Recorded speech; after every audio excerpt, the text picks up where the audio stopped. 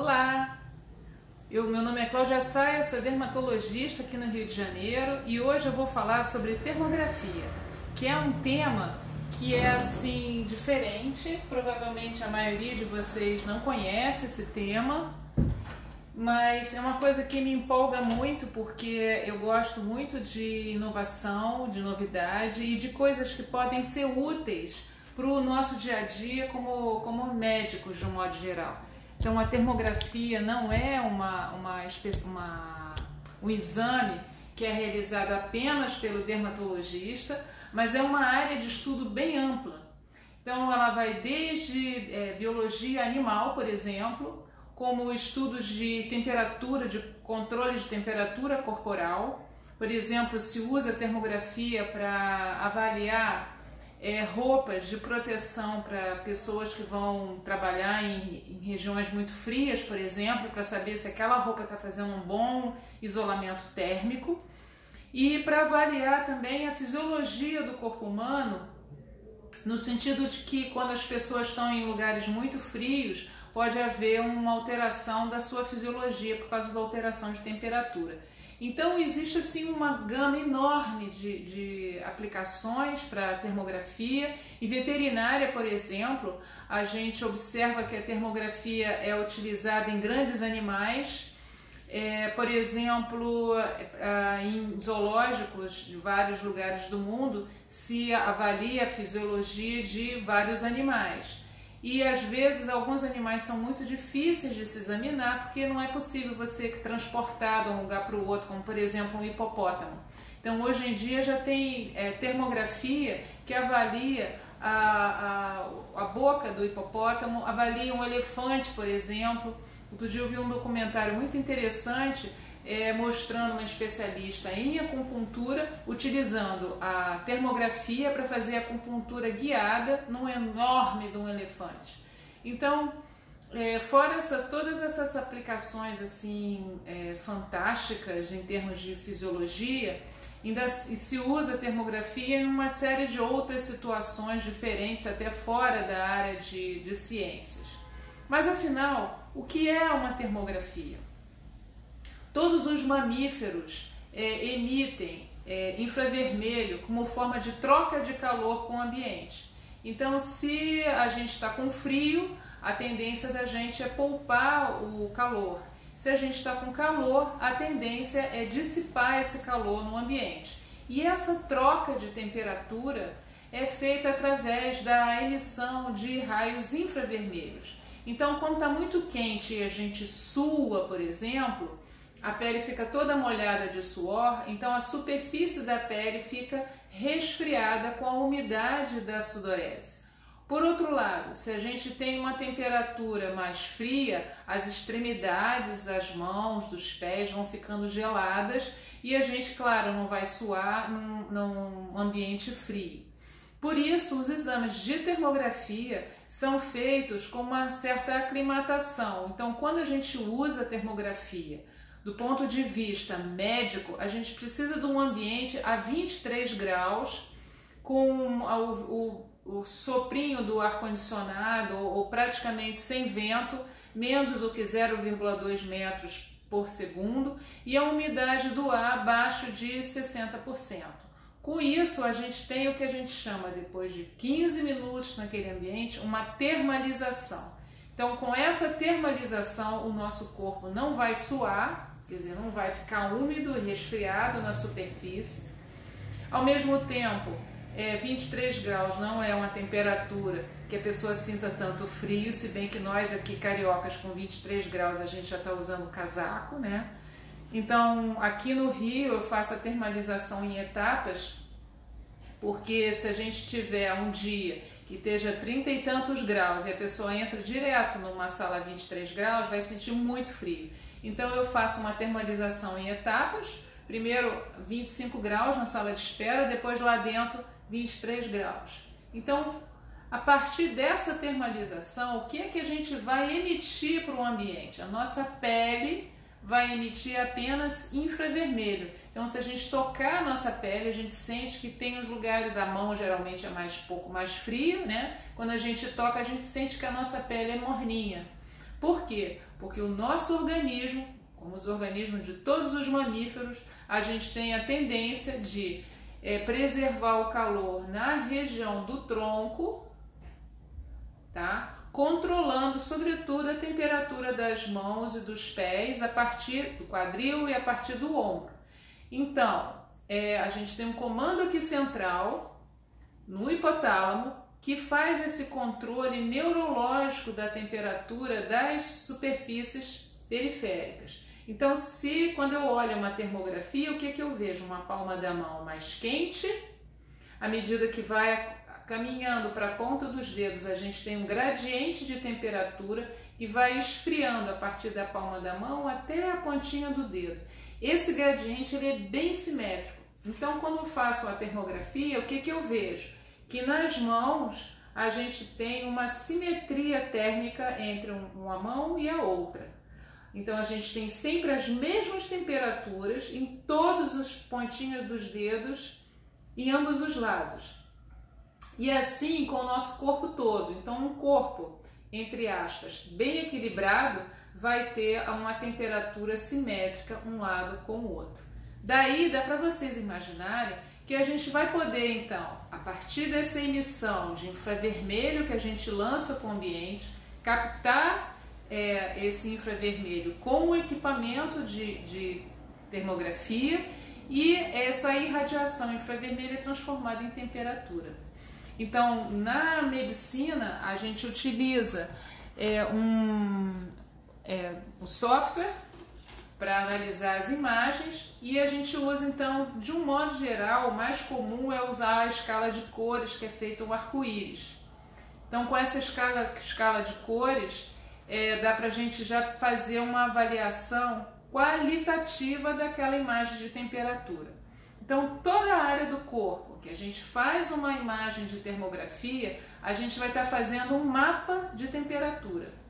Esse mapa de temperatura, ele tem uma primeira avaliação, que é uma avaliação qualitativa, que você mais ou menos se imagina, olha aquela imagem e você vê como está aquele gradiente. Então, se, por exemplo, nas mãos eu não tiver a palma da mão mais quente e as linhas feitas um arco-íris esfriando para a ponta dos dedos, é sinal que existe algum tipo de alteração. Mas nem tudo em termografia é assim, papum, fez, dá o diagnóstico como é uma imagem estática de outros tipos de exame, como uma ressonância magnética, um raio-x, uma tomografia. Então a imagem está lá, ela é estática, você registra, o profissional olha aquela imagem, estuda a técnica e a partir da alteração da imagem ele sabe o que está acontecendo.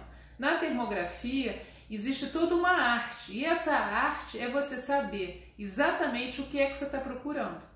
Então, se é um grupo de fisiologistas ou de médicos do esporte avaliando um atleta, ele vai procurar o que interessa a ele. Então, o que vai interessar na medicina do esporte a termografia?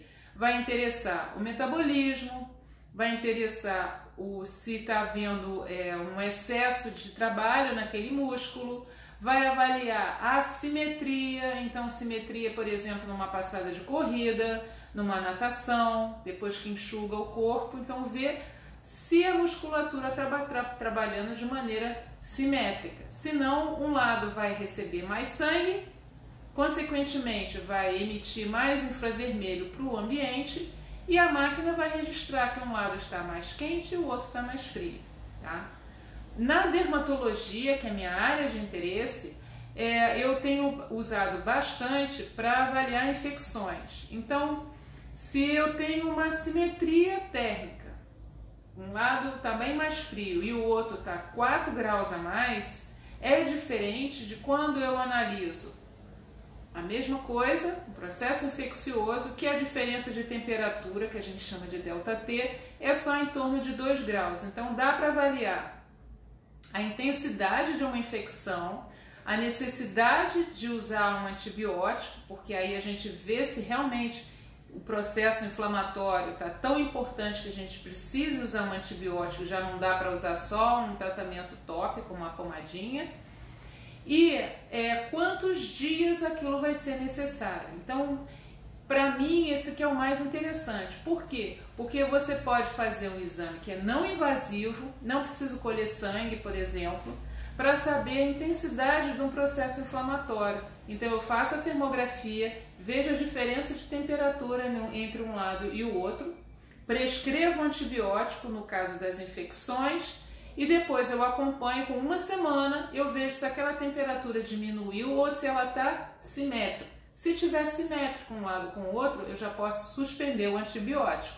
Se houve uma melhora, quer dizer, aquele ΔT já diminuiu, já não existe uma diferença tão grande de temperatura entre um lado e o outro, mas ainda está bastante alta, então vamos dizer de 4 graus de diferença eu tenho 2, é sinal de que eu vou precisar estender um pouquinho mais, uns dias, esse antibiótico, até eu atingir uma simetria entre um lado e o outro. Gente, mas não é fantástico isso? Eu amo. Uma outra coisa que eu tenho feito também, que tem aparecido cada vez mais, é quando a gente avalia a face, sobretudo essa área do nariz, assim como a pontinha dos dedos, a pontinha dos pés, a gente sabe que a pontinha do nariz é mais fria também.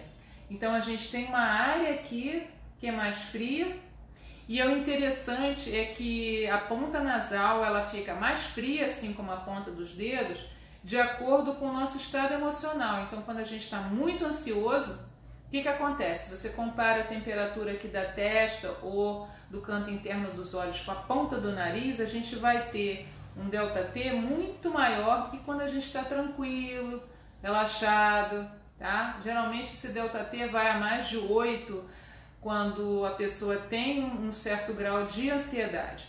Então o interessante é que nesse caso a gente não pode pegar a temperatura nominal, sei lá, 26 graus e comparar com outra pessoa. A gente tem que comparar com a própria pessoa. Então isso é interessante, porque a termografia é um exame muito dinâmico e é uma coisa que precisa sempre de você usar a sua inteligência, o seu conhecimento, o seu estudo para entender o que está acontecendo naquela área. Então, estou falando de nariz, vou dar 2 exemplos. Atendi uma pessoa se queixando de que essa área da asa nasal estava roxeada. Se eu não tenho a termografia, eu ia dizer, olha, está roxeado, vamos fazer um exame de imagem. Ele já vinha com o exame de um dentista, que tinha visto que tinha qualquer coisa aqui no seio nasal, e pediu outro exame, encaminhou para um otorrino para explorar mais esse assunto, mas ele veio ao dermatologista porque ele achou que aquela manchinha naquela roxeada na asa nasal não tinha relação com aquele outro exame que o dentista tinha pedido e que ele fez uma panorâmica, então apareceu um velamento desse seio aqui nasal. Então ele veio aqui. Então o que eu fiz? Eu fiz a termografia e o que eu percebi? Que existia uma diferença de temperatura entre esse lado e esse lado. O lado onde estava roxeado, deu para perceber bem que existia um sofrimento vascular que ia daqui da asa nasal até cá em cima. Então, se a gente conhece a anatomia, a gente sabe que essa região aqui tem uma artéria que vem por aqui, tem outra que desce aqui e as duas se juntam para fazer a vascularização dessa lateral do nariz. Então, o que eu concluí? Que provavelmente aquela pessoa tinha um sofrimento vascular ali. Então, fazia sentido o exame que ele ia fazer depois para investigar, porque provavelmente alguma coisa, alguma estrutura estava crescendo dentro do nariz e fazendo aquela compressão vascular. E aí a gente abre as hipóteses de diagnóstico a partir dessa suspeita de alteração de temperatura. Uma outra coisa também é que toda a circulação terminal, mão, pés, elas são muito delicadas. Então qualquer coisa pode alterar. Então tem procedimentos que se faz no nariz, na ponta nasal, que pode dar algum tipo de alteração por compressão vascular. E existe também a seguinte situação, que é a segunda situação que eu vou referir hoje, é que Quando, como aqui a gente tem muita bactéria, às vezes alguma infecção pode começar depois de um procedimento nasal, sabe? Uma rinomodelação, alguma coisa. Então, quando a gente faz a termografia, dá para você comparar um lado com o outro, e aí, nesse caso, se tiver uma infecção começando aqui, a gente não vai ter uma temperatura mais baixa comparada com o outro lado, a gente vai ter um aumento de temperatura e aí começa a área toda a estar interligada, inclusive a parte de vasos linfáticos, a gente pode ter um aumento de temperatura toda naquela região. Existe também toda uma área de odontologia que se aplica à termografia para avaliar a articulação temporomandibular e associar os processos. Então, precisa que o dentista entenda a matéria dele, de articulação temporomandibular, e mais tenha o conhecimento da termografia para poder auxiliar e complementar aquele exame. A vantagem é que a termografia é um exame que não é invasivo, então é muito fácil de ser realizado. Então, como é que eu me interessei pela termografia? Eu até liguei meu equipamento aqui. Deixa eu ver se dá para mostrar. Deixa eu ver se dá para ver alguma coisa por ali. Deixa eu ver se eu boto aqui. Eu me interessei, eu consegui fazer uma imagem ali com o meu logo ali atrás. Deixa eu ver se dá para ver. Eu estava querendo ver se eu criava um contraste, mas como o ambiente está todo na mesma temperatura, ó, eu praticamente não tenho delta T, tá vendo? Aqui mais para baixo, olha, tá um pouco mais frio do que aqui, porque eu desliguei o ar-condicionado. A tendência do ar frio é descer e o ar quente fica mais para cima. Como ali em cima as luzes estão ligadas, a gente tem um ligeiro aquecimento em relação ao resto do ambiente. Então, eu me interessei pelo seguinte, eu me preocupei bastante, porque eu queria entender por que algumas pessoas tinham problemas nos pés, tipo micose crônica. Porque a gente tem aquela lista de coisas que facilitam a micose crônica, tipo problema circulatório, idade, problemas neurológicos, diabetes e por aí vai. Então a gente tem uma lista de coisas que facilita. Mas como é que você vai diferenciar uma coisa da outra? Como é que eu vou saber se... Porque parece até que o fato da pessoa ter mais idade significa que ela esteja sempre doente, e não é assim, né? Então a gente não pode classificar e carimbar como idoso e dizer, olha, isso aí, pá, é porque é idoso. Não, a gente tem que saber a causa. Então, quando a gente quando a gente solicita um Doppler de membros inferiores, para avaliar artéria, para avaliar veias, a gente só tem até o dorso do pé aquela medida. Depois, quando chega na pontinha dos dedos dos pés, você não tem mais nada para fazer em termos de diagnóstico. Então, quando eu faço a termografia, se a pessoa já tem uma alteração mais em cima arterial, eu vou imaginar que na ponta dos dedos também aquilo se possa ter uma repercussão. E se tiver então aquela diferença de temperatura, geralmente quando a circulação está muito comprometida por uma arteriosclerose, por exemplo, lá embaixo a ponta do dedo vai estar também sofrendo e vai estar mais fria do que o lado que está, vamos dizer, melhor, porque a arteriosclerose de um modo geral é sistêmica. Então, uma outra coisa também que a gente pode avaliar, vamos dizer que esse Doppler seja normal e que eu faça a termografia, tá lá os dedos frios. Então eu faço um teste de estímulo ao frio para saber se a resposta do sistema nervoso está facilitando aquele pé esquentar. Então, se eu esfriar o pé com o teste de estímulo ao frio, depois tem que fazer uma curva de aquecimento. Se essa curva de aquecimento não estiver normal, é sinal de que o controle daquele pé, daquela circulação está alterado. Então eu vou começar a pensar em alguma doença neurológica. A mais comum de todas é a neuropatia periférica de origem diabética, mas não quer dizer que todas as neuropatias sejam por causa disso. Mas dá para diagnosticar bem no comecinho. Por quê? Quando a gente faz esse controle de temperatura das mãos, dos pés, a gente tem uns receptores que estão bem na superfície da pele. Então ele é praticamente debaixo da epiderme, bem superficial mesmo, então é um controle muito fino. Se tem alteração de temperatura, a gente não tem aquela simetria que eu falei no início da live, entre todos os dedos dos pés ou das mãos, não é tudo igual, existe uma diferença grande de temperatura, então está acontecendo alguma coisa. E aí é que a gente começa a imaginar que é muito mais fácil fazer o diagnóstico de uma neuropatia começando, tá? Antes que ela comece a afetar já os outros nervos à medida que vai subindo, porque parece que aquilo começa nas terminações bem finas, depois ela vai evoluindo para a fibra mais grossa até atingir as fibras que controlam os músculos. Então, quando uma pessoa tem diabetes e tem o pé que está adormecido, ele está dormente, ele está sem sensibilidade, é sinal de que essa neuropatia já começou há mais tempo. Ela começou com uma alteração de temperatura ali, que depois foi evoluindo para ficar dormente, depois faz alteração dos ossos do pé, faz alteração da movimentação do tornozelo e acaba culminando, fazendo feridas na planta do pé, sobretudo, nas áreas onde a pessoa não tem sensibilidade. Então, na Europa, sobretudo, existem grupos que estudam o pé diabético com essa questão de fazer um mapa de temperatura.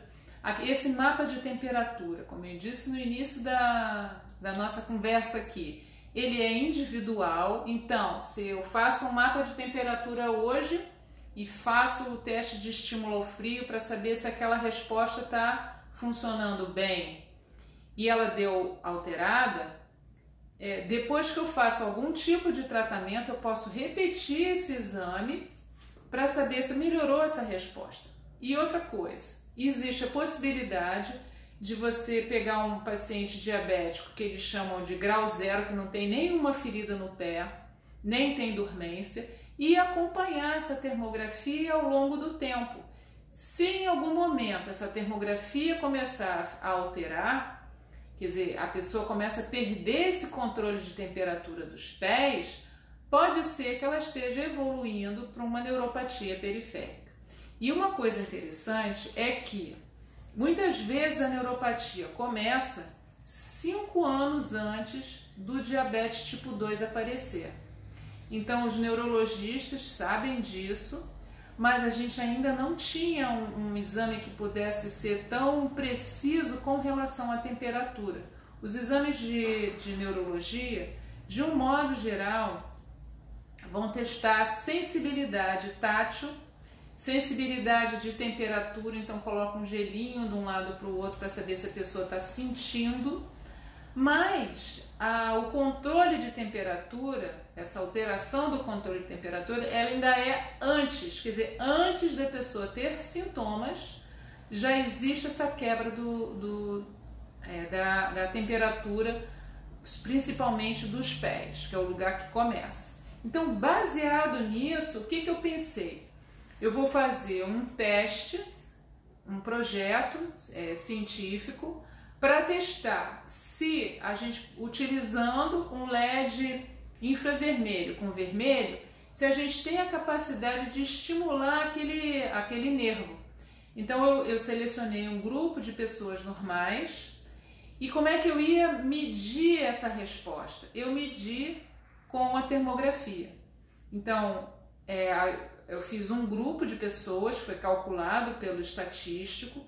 Esse projeto, toda vez que a gente faz um projeto em humanos, a gente precisa de registrar esse projeto, submeter à comissão de ética para depois fazer o trabalho. Assim como vocês estão acompanhando com as vacinas que estão sendo desenvolvidas, novos medicamentos para a Covid, a gente tem pressa de que isso seja resolvido, só que existem etapas para a gente fazer tudo dentro da ética e dentro das boas práticas de pesquisa. Então, fazendo tudo isso, eu fiz um projeto, eu avaliei 42 pessoas, utilizando então um LED, que o LED é muito mais barato do que laser, para ver se tinha capacidade de estimular essas fibras nervosas. Com que objetivo? Para posteriormente fazer isso em pacientes começando o diabetes, para a gente ver se encontra algum caminho não invasivo para melhorar essa neuropatia que vai começando aos poucos até gerar um pé adormecido, um pé dormente. E é muito interessante porque esse trabalho foi publicado na revista europeia de laser agora em janeiro desse ano. Realmente, nas pessoas normais, que foi o grupo que eu testei, o LED que não passa calor, ele passa só luz, ele foi capaz de estimular essas fibras que controlam a temperatura, e eu fiz isso então com o controle de temperatura a partir da termografia. Então é um trabalho que é reprodutível, porque me preocupa muito a quantidade de pessoas que vão ter diabetes, porque o diabetes, a obesidade, a síndrome metabólica são doenças comuns e elas estão subindo porque a população mundial está engordando. O diabetes tipo 2 ele tem muita influência do estilo de vida de cada um. Então a tendência dessas pessoas não saberem que têm diabetes ou não saberem que estão caminhando para um diabetes é grande. Então, se eu conseguir diagnosticar precocemente uma neuropatia antes que a pessoa venha desenvolver um diabetes, eu posso estar ajudando a aconselhar, a procurar um atendimento mais efetivo com nutricionista, com endocrinologista, para trazer aquela pessoa de volta para um estilo de vida normal, um estilo de vida mais equilibrado. Então eu encontro neuropatia diabéticas, por exemplo, em pacientes com faixa de 30 e poucos anos. Então vou dar um exemplo, que durante a semana tem uma alimentação mais ou menos regular, e aí quando chega no fim de semana cai dentro da cerveja, do churrasco, só que em grande quantidade, quer dizer, o que a gente chama de libação de comida e libação alcoólica exagerada, e isso acaba provocando uma neuropatia. Porque a bebida alcoólica é o principal neurotóxico que promove neuropatia periférica. Então, tudo isso eu posso fazer com a termografia. Próximo sábado eu vou me convidar, eu estou muito honrada, eu estou muito feliz, me convidaram para o simpósio, o Congresso Brasileiro de Dor, que é organizado pela SBED. A SBED é a Sociedade Brasileira de Estudo para Dor. E então eu vou dar uma aula de termografia dentro do simpósio de dor. O simpósio vai ser de dor complexa regional, que é um tipo específico de dor crônica, onde eu vou mostrar como a termografia pode ser uma ferramenta para auxiliar os médicos que trabalham com o tratamento de dor crônica. Então eu estou muito honrada de participar, por quê? Porque é uma forma da gente trazer um exame que não é invasivo, ele não tem nenhum tipo de radiação, não precisa de coisas enormes, a pessoa não precisa se deslocar, a gente pode fazer esse tipo de exame até no leito, por exemplo. Eu faço no meu consultório com facilidade, mas precisa realmente que a pessoa saiba o que está procurando. Então, não é só fazer uma imagem e pronto, não é só como na entrada do shopping, mede a temperatura da testa, mede a temperatura do punho e está tudo resolvido. Não é isso, precisa todo um contexto para a gente usar a termografia como uma ferramenta que é como se fosse o estetoscópio. Então, se eu tiver o estetoscópio, mas eu não sou cardiologista, eu não vou ter o mesmo treinamento de ouvido do que um cardiologista. Eu vou saber reconhecer o ritmo normal, mas pequenas alterações que o ouvido treinado do cardiologista ouve, eu não vou ouvir. Então, a termografia é a mesma coisa. Precisa que você tenha todo estudo, todo preparo para você entender o que é que você está percebendo ali, o que é que você vai investigar. Senão fica como um exame que não tem nenhum tipo de validade, tá certo? Que mais? Então foi baseado nessa questão do pé, sobretudo na prevenção do pé diabético, que eu pensei na termografia. Só que ela tem me ajudado no dia a dia, por exemplo, quando eu utilizo um laser de Neodym-Yagg. O laser de Neodym-Yagg é um laser que é invisível. Ele tem só uma luz guia, feito um laser pointing daquele de dar aula, para você saber onde é que você está trabalhando. E a gente quer aquecer aquela região dentro de uma temperatura fisiológica, tá? Sem destruir tecidos, por exemplo, para tratar acne, para tratar cicatrizes, para fazer um certo grau de rejuvenescimento, porque o calor, quando ele é aplicado na derme, ele ajuda a renovar a pele. Então eu posso fazer esse tratamento colocando a minha câmera no tripé, e aí eu vou percebendo aonde eu estou aplicando o laser, se aquela aplicação está uniforme no local. E como é que eu sei que o laser vai fazer efeito? Ele faz efeito quando ele demora a esfriar aquele local que eu estou aplicando. Então não posso aplicar laser demais para não queimar. Não posso aplicar de menos, senão não faz efeito. Então o único jeito de eu acompanhar isso é fazendo durante o tratamento, em tempo real, a medição da temperatura da área com a termografia. Então isso me ajuda muito no dia a dia, é muito bacana, porque a gente melhora os resultados. Não digo de complicações, porque a gente tem sempre um endpoint, a gente tem assim, teoricamente, algum certo rosadinho na região, mas às vezes a pessoa é mais para morena e não fica vermelha. Então, se eu tiver lá controle de temperatura, eu vou saber exatamente o que eu estou fazendo. Então, isso para mim é muito legal. Eu acredito que não tenha nenhum dia que eu não utilize o método de imagem aqui, porque eu utilizo a fotografia tradicional, que eu tenho uma iluminação que dá 5.500K de temperatura, então eu faço uma fotografia científica, por exemplo, do rosto, tá? De frente, faço a posição Rembrandt, por exemplo, com 2 tochas de flecha, 45 graus, então a gente dá um volume naquilo e sempre faço igual, porque senão a gente não consegue comparar a imagem fotográfica de antes e depois.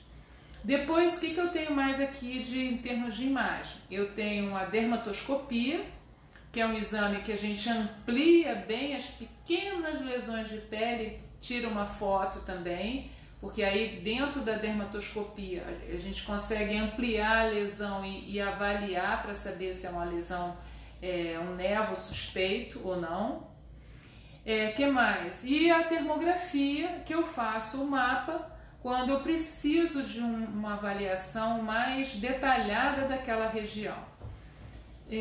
Na ortopedia, na neurologia, ele tem muita aplicação, porque dá para a gente perceber se existem, por exemplo, os pontos miofasciais. Uma coisa é o fisioterapeuta, o fisiatra, o médico do esporte examinar.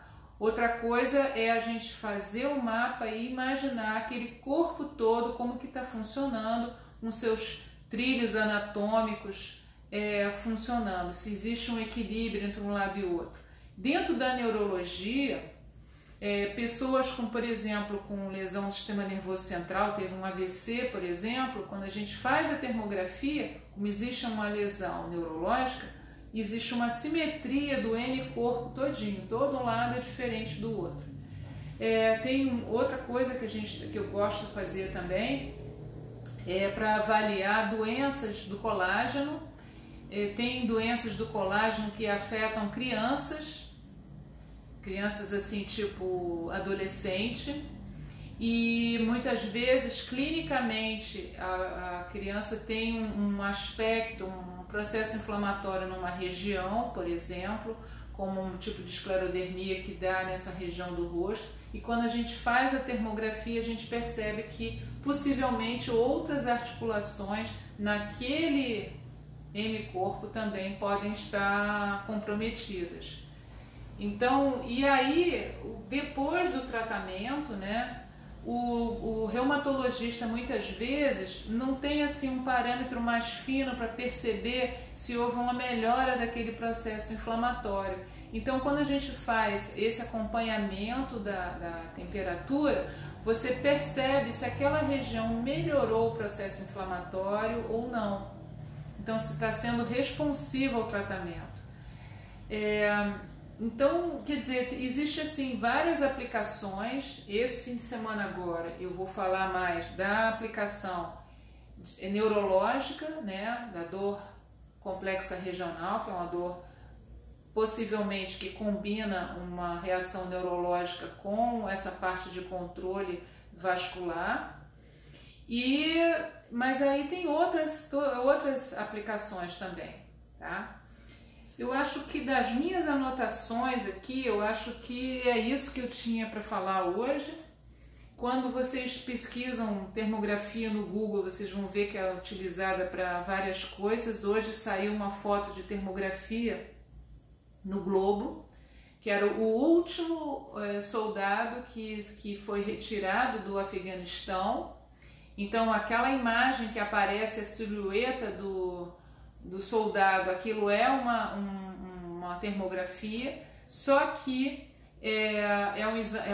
eles têm câmeras térmicas para identificar pessoas. Então, nos Estados Unidos, por exemplo, os helicópteros são militares, eles têm câmeras térmicas para, por exemplo, procurar uma pessoa no escuro. Então, tem um flash de luz que vai olhar, mas acontece que a pessoa estar escondida.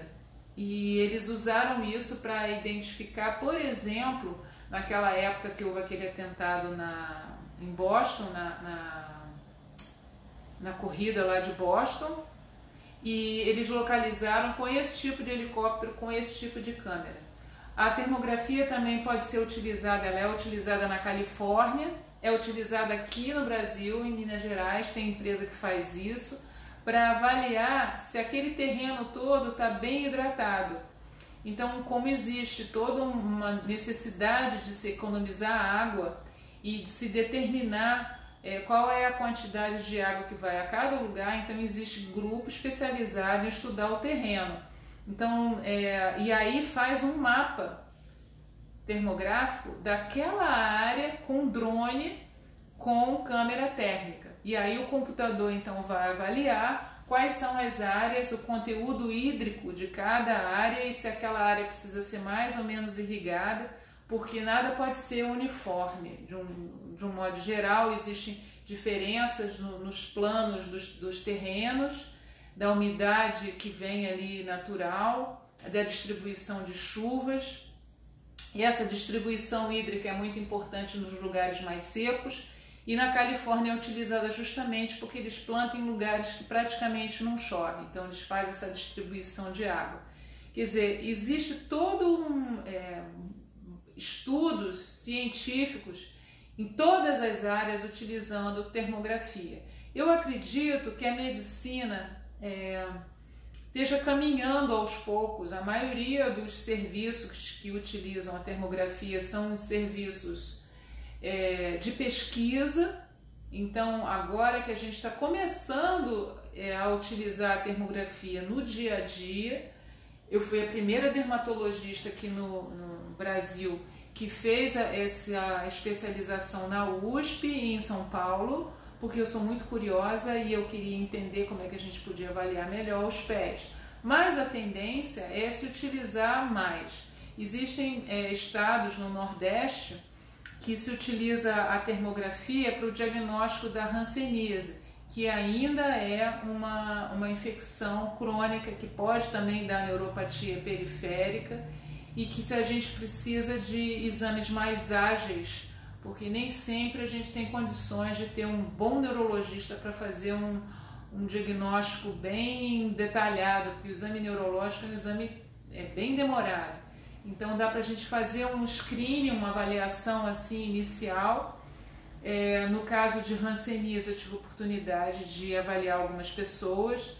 Então, no ambulatório de hanseníase, à medida que a pessoa ia chegando com o diagnóstico de hanseníase, a fase inicial da neuropatia fazia muito processo inflamatório, então a região aparecia mais hiperradiante, com mais infravermelho. Depois, à medida que aquilo ia ficando crônico, perdão, que ia destruindo a sensibilidade ali do nervo, aquele mapa do trajeto do nervo ficava todo hiporradiante. Então a gente tem que saber o que é que a gente está procurando para poder a gente encontrar e associar o exame que a gente está fazendo, o exame clínico, a termografia e de alguma maneira auxiliar os colegas e auxiliar os pacientes a fazer um diagnóstico mais seguro, de uma maneira que você possa depois ser reprodutível e que você possa repetir, acompanhar e comparar. Então as imagens são todas analisadas num software.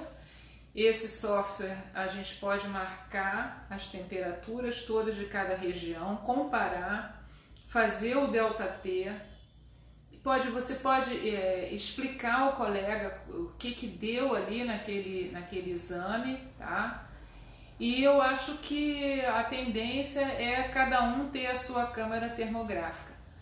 A minha é uma câmera grande, é uma T530, eu tenho uma outra T420, mas hoje em dia eu não tenho, mas eu vou mostrar o meu celular, por quê? Porque existem câmeras do tamanho de um celular. Ela não dá a mesma precisão de uma câmera maior, mas muitas vezes você não precisa de uma imagem super para poder você chegar a alguma conclusão. Haja visto que a gente usa o celular até para imagens profissionais, então a termografia está caminhando para isso, quer dizer, cada vez mais equipamentos menores trazem melhores informações. O fundamental que eu acho em termos de colher uma imagem é ter um ambiente adequado. Eu sei que o pessoal que trabalha na área de esporte trabalha com temperaturas de ambiente muitas vezes maior do que 23 graus, mas do ponto de vista médico a gente precisa de um ambiente a 23 graus para a gente ter menos troca de calor, senão você perde o parâmetro de comparação de um dia para o outro. Então o ambiente é 23 graus, o ventinho menor, ventilação de vento do ambiente menor do que 0,2 metros por segundo e uma umidade do ar abaixo de 60%. Eu sei que eu falei uma opção de coisas diferentes, são coisas novas, tem pessoas aqui que não são da área de saúde, mas eu procurei fazer uma live que desse uma pincelada geral, tanto aos meus colegas da área de saúde, os médicos que estão presentes aqui nessa live, quanto as pessoas que me conhecem e sabem que eu gosto de uma inovação, mas não são da área de saúde. Eu espero que eu tenha acrescentado alguma coisa. Eu vou salvar essa live no GTV, para quem não assistiu desde o início e queira dar uma revisada. E depois eu vou colocar no YouTube, porque tem pessoas que não usa Instagram, não gosta, e o YouTube é mais disseminado a qualquer pessoa, no computador, na Smart TV, no celular, consegue ver o vídeo no YouTube, tá? E desculpa o pessoal do YouTube, porque o formato vai ficar vertical, tá? Eu tenho sempre vídeos, quem quiser pode acionar o sininho para ser avisado, tá bom? Pode se inscrever no canal também, pode fazer comentários. Todos os comentários, tanto aqui no GTV quanto no YouTube, eu estou sempre acompanhando. E o pessoal do Renove Sua Pele, que é o nosso grupo de WhatsApp, vai ter sempre esse contato mais próximo também, tá bom? Eu espero que vocês tenham gostado, eu fiz com muito carinho, é uma área que realmente, como diz um amigo meu, eu tenho uma certa tendência a me apaixonar, Então eu estou apaixonada por esse assunto e porque me acrescenta muito no dia a dia, sabe? A gente dá conforto, a gente mostra para o paciente, você pode mostrar a temperatura. Eu tenho uma tela do lado que eu mostro o que está acontecendo, porque as pessoas querem entender o que está acontecendo com a saúde delas e assim elas colaboram mais com o tratamento, elas entendem o que precisa fazer. Então, força, vamos ver se a gente consegue aplicar isso mais nas pessoas diabéticas, porque para mim isso é uma missão, sabe? Quanto mais eu conseguir divulgar que a gente pode ajudar um diabético, um pré-diabético, fazendo uma termografia para orientar, para estimular a pessoa a se cuidar, melhor, tá bom? Um grande abraço, gente, uma excelente semana para vocês, tá bom? Eu fico muito feliz quando vocês estão aqui ao vivo, mas também vou ficar feliz se vocês fizerem comentários depois, tá bom? Tchau, tchau. Grande abraço.